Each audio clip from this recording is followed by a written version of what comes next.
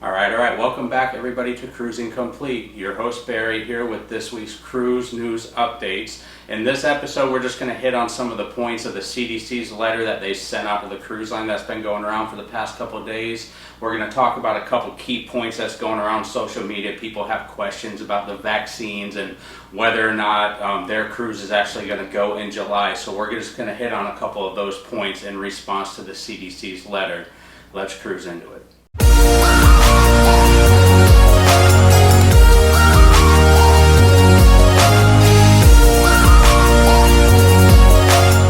So by now everybody has probably read or seen the letter that the CDC has sent to the cruise lines. If you haven't, there's links on our Facebook group page, Cruising Complete. Go there, join the page, and you can interact with the other members of the group, post stuff, anything there about cruising. That's pretty much what the group is for, anything cruise related. But we also put a lot of the stories that come out throughout the week up on the Facebook group page. Subscribe to the channel, that helps us out a lot. Hit the like button, definitely helps us out a lot. We appreciate every one of you. Now to get into this week's story, the CDC releasing that information to the cruise lines, updating their conditional sale order, so to say. So there's 5 points that they hit on in this. Some of it has to do with quarantining after, if you come in contact with somebody on the cruise and stuff like that. Like I said, if you want to read it, you can go to the Facebook group page and read the whole thing, but we're just going to touch on a couple of the key points.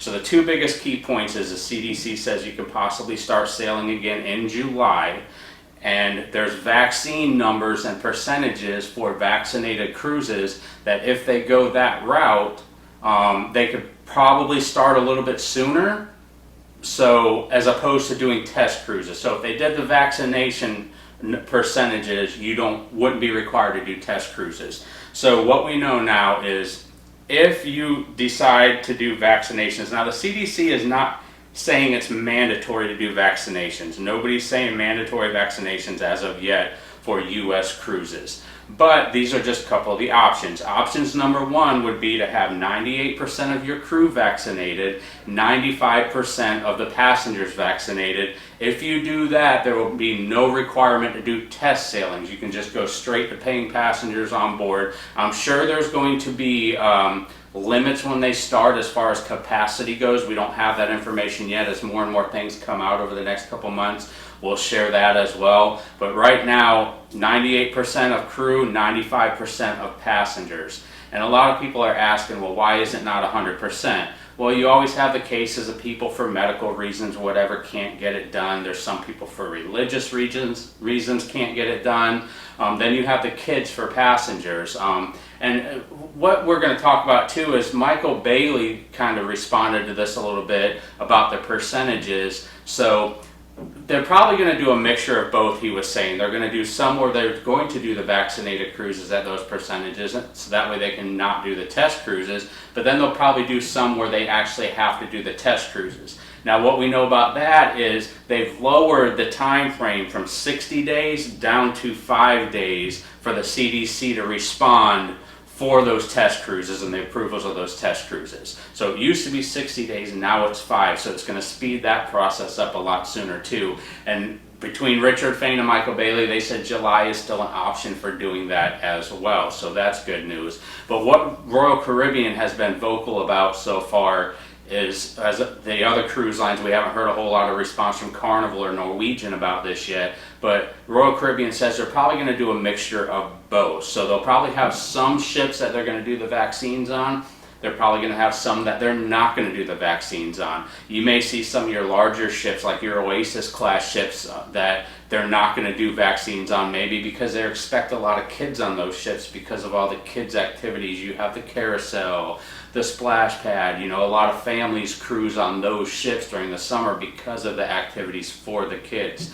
So being as you have that little percentage that you can sail at that can be unvaccinated, and obviously kids can't be vaccinated right now, so they're going to do a mix. Maybe they're going to do some of their old ships that don't really have a whole large number of kids that sail on their older ships. Maybe they're going to do those at the vaccinated numbers, 95% or more vaccinated, so that way they can get those ships started sooner.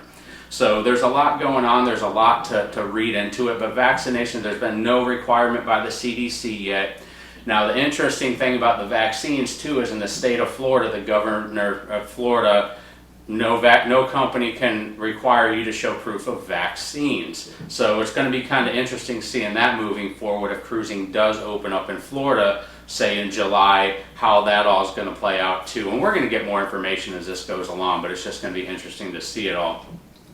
Now, the other interesting thing to take from all of this is when Norwegian comes into play and when Carnival comes into play, are we going to see some cruise lines go into mandatory vaccination route? Are we going to see some cruise lines not doing it just to go after that market? Are they going to use that to kind of play against each other? So that'll be interesting to see as well. And another thing that's kind of going around social media right now after this letter came out is everybody wants to know, is my cruise going to go in July? And honestly, the answer to that is nobody knows. The cruise lines are going to have to jump through all these hoops now they're starting to get moving with the CDC. They've been having these meetings with the CDC, so they're moving forward. So the more information that comes out, obviously will help. But one thing I would expect is you already had Norwegian cancel all of their cruises pretty much into the fall. I'm personally booked at the end of July and beginning of August, and I'm hopeful that those cruises go. But I'm also expecting it to get canceled, and here's why. I'm not trying to be a Debbie Downer. I fully expect cruises to be cruising in July in the United States. But when you look at the broad picture of things, when they first start going, the chances of that particular itinerary that you're booked on those particular days is probably not going to happen. They're going to be shuffling these ships around. They're going to be at a lower capacity. They're probably going to be changing the itineraries around. Maybe the ship that you were supposed to be going on out of Miami, maybe that ship's not even going to be in Miami now. Maybe it's going to be in Texas or somewhere else. They're going to be moving all these ships around to different ports, changing itineraries, changing days that they're going to be leaving port because of the guidelines that are going to come out. All of that stuff's going to go into place. So I would fully expect that all the cruise lines probably are going to cancel their first initial voyages, maybe July, August, as they get things started to ramp up slowly. They're not going to start the whole fleet 100% right off the bat, so it's going to be a slow process. So I would expect a lot more cancellations in July, and then if you want to cruise in July, when they announce a new itinerary and put it up on their website, you could just rebook that. But I would expect sailings to actually be canceled for probably most of July and August on most sailings. With all that being said, that's kind of all we're going to touch on today. We just wanted to hit on those big points that's going around social media and everybody wondering if there was a vaccine requirement and will their cruise get canceled. Let us know your thoughts below, and let us know if you think you're going to go in July. Do you think everything will be open back up by then? Do you think this is going to happen a lot sooner than people expect now that the CDC's actually, conversating with the cruise line? So let us know that down in the comments what you think about all of this. Thanks so much, everybody, for watching, and have a great day.